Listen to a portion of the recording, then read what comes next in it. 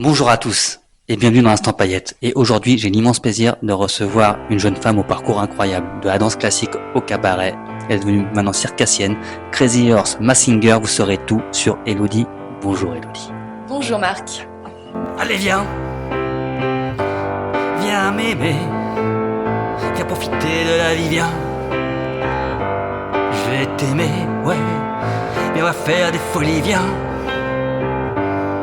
Et avant de commencer cette émission, je vous annonce un partenariat avec moi-même. Ceux qui me suivent savent que je suis photographe et je vais vous faire une promotion exclusive de 50 € sur mes shootings en écrivant paillettes en majuscules comme vous voyez sur l'écran.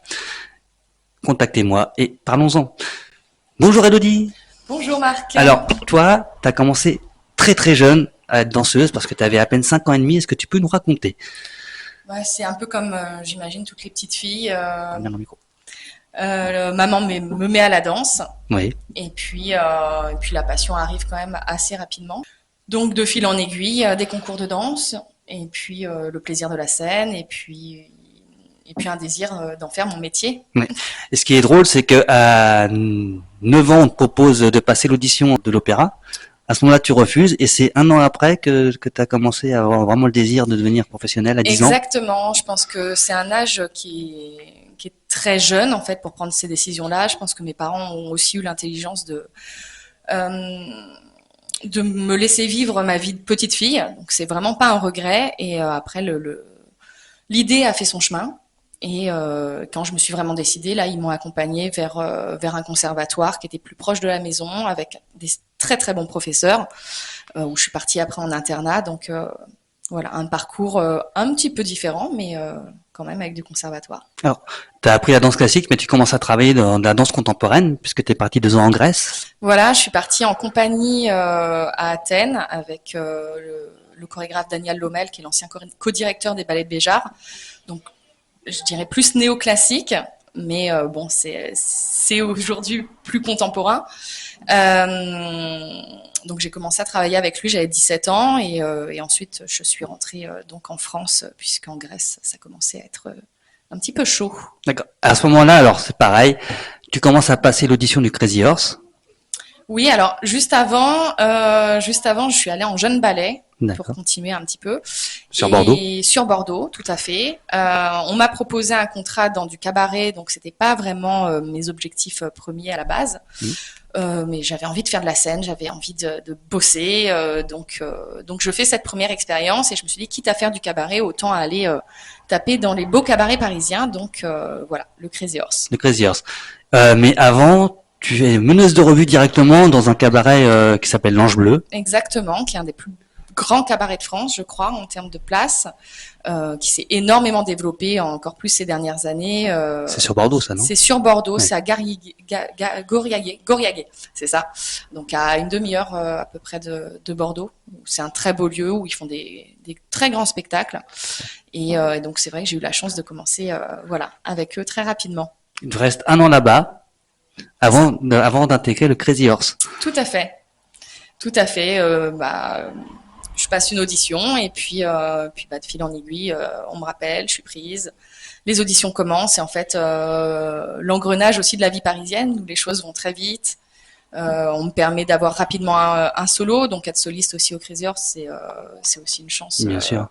Voilà, et en plus rapidement, et puis s'enchaîne ensuite des tournées, une proposition pour Las Vegas, donc je pars 7 mois à Las Vegas. Bien sûr, parce qu'il y a un Crazy Horse à Las Vegas. Alors il y avait, non, il a fermé justement en 2012, donc j'ai fait un petit peu la fin du Crazy Horse qui a duré 10 ans au MGM, et le partenariat s'est fini en 2012, donc j'ai fait la fin de... T'as aimé ta vie sur Las Vegas? J'ai adoré cette vie qu'on peut retrouver ailleurs, nulle part ailleurs en fait. C'est complètement la folie. Il y a quoi à faire à Las Vegas qu'on habite là-bas? Il y a quoi à faire? Alors, il y a le strip où il y a beaucoup de spectacles, où être artiste c'est normal. Donc il y a de la facilité d'échange, il y a une folie aussi incroyable. Et ce que j'adorais aussi, c'est qu'en une demi-heure, on est seul au monde dans le désert. On peut faire des randonnées exceptionnelles. On peut respirer, souffler, voir des beaux paysages, faire du bateau. Ça, c'est des choses que la qualité de vie là-bas a été quand même très très bonne. Ah d'accord, j'aurais jamais dit, parce que Talladega, je suis allé 5 fois dans ma vie en tant que touriste, et je me suis toujours dit, y habiter, est-ce que j'aimerais ça? Est-ce qu'au bout de Il 15 y a jours, autre chose que le strip. oui, j'espère pour vous quand même, parce au bout de toutes quelques semaines, le strip, t'en as fait le tour quand même. Mais non, c'était une belle expérience. J'ai fait des très belles rencontres et oui, la qualité de vie, en tout cas, je l'ai pas retrouvée à Paris, hein, clairement. C'est pas la même vie. Tu quittes le Crazy Horse au bout de 2 ans et demi. Comment ça se passe pour toi après? Comment t'enchaînes? Ça a été un petit peu une période de transition un peu floue. Parce que justement, je rentrais de Las Vegas, j'ai passé mon diplôme d'état de professeur de danse classique. Et puis, il y a des choses qui se sont enchaînées, des rencontres, notamment une audition à l'Opéra Bastille sur la Gioconda, qui était une super production que j'ai pu faire. Donc, je me suis aussi ouvert au réseau parisien que je connaissais pas, puisque je suis arrivée à Paris pour le Crazy Horse. Et puis ma curiosité a voulu que je me suis dit il y a d'autres choses en fait, il y a d'autres choses que le Crazy. J'ai pris beaucoup de choses, j'ai fait Vegas, j'ai fait des tournées, j'ai fait Paris et j'avais envie de d'autres expériences quoi. Question, est-ce que quand les casteurs de l'opéra te voient avec ton CV de Crazy Horse, est-ce que ça les a pas un petit peu à un moment, est-ce que ça t'a pas un peu desservi? Parce que Alors en effet, selon où j'envoie pas le même CV. Après à l'opéra, je pense pas spécialement parce que je suis pas sûre qu'ils regardent vraiment les CV. Ils nous regardent danser quand même. Mais par contre, oui. Par contre, ça m'a desservi au diplôme d'état de professeur de danse classique. D'accord. Où un des membres du jury m'a demandé pourquoi vouloir être professeur de danse classique alors que je dansais à cette époque-là encore au Crazy Horse. Et ça m'a un peu fait bugger. J'ai dit en fait c'est ma base, la danse classique, et il m'a pas laissé répondre. Il m'a dit la question est terminée. Donc ça m'étonne pas. voilà. Donc oui, je pense que pour certains puristes, le fait que moi j'ai touché quand même à beaucoup de choses et que je suis très curieuse, ça peut aussi questionner parce que en France on n'est pas comme aux États-Unis ou en Angleterre où eux ils font tout. Oui, bien sûr, oui. Tu sois danseur, chanteur, comédien, en fait, tu fais tout, c'est normal. En France, quand tu dis t'es danseuse, t'es professeur, tu fais du cirque, on dit oula, elle s'est perdue. C'est vrai. Non, je me suis pas perdue. Je mets des cordes à ma harpe. Je pense que ça change un peu dans les nouvelles générations. Ça commence à changer. Il serait temps. Il serait temps. Il serait temps, mais c'est vrai que c'est compliqué en France. Et comme tu dis, aux USA, quand ils font les cours de comédiens, par exemple, ils ont des activités annexes obligatoires. Ça peut être de la cascade, de la danse, mais ils sont obligés d'avoir une activité annexe, alors qu'en France, c'est très mal vu d'avoir des activités annexes. Voilà. C'est terrible. Mais alors de la danse, tu décides à un moment de devenir circassienne. Est-ce que tu peux me raconter ton passage entre la danse et le drap aérien? Comment t'as eu envie? C'est mon passage à Las Vegas où j'ai vu le Cirque du Soleil. Ah. Et oui, où ça m'a fait rêver, où j'avais envie d'essayer, mais je me disais que ça allait être peut-être très compliqué. Enfin, dans mon imaginaire, je me suis dit si j'ai pas commencé à 6 ans, ça va être chaud. Et en rentrant à Paris, j'ai rencontré une très bonne professeure, ancienne danseuse aussi, Isabelle Compiègne, qui donne des cours dans le 20e, plutôt amateur. Donc à la base, c'était pour découvrir, pas spécialement dans un objectif professionnel. Et ensuite, j'ai découvert qu'avec mes capacités de danseuse et tout, je pouvais monter des numéros. Donc je me suis dit, autant m'en servir. Bien sûr. Donc voilà, je me suis formée avec elle et j'ai monté mes numéros. Je suis sur scène depuis 2015 avec mes numéros de tissu aérien, de cerceau aérien. J'ai créé un diamant aérien pendant le Covid.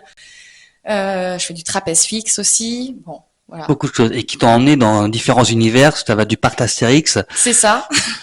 T'as fait de la télé aussi grâce à ce numéro. Voilà, j'ai fait aussi de la télé dans Mask Singer il y a 2 ans. Voilà, en tissu aérien.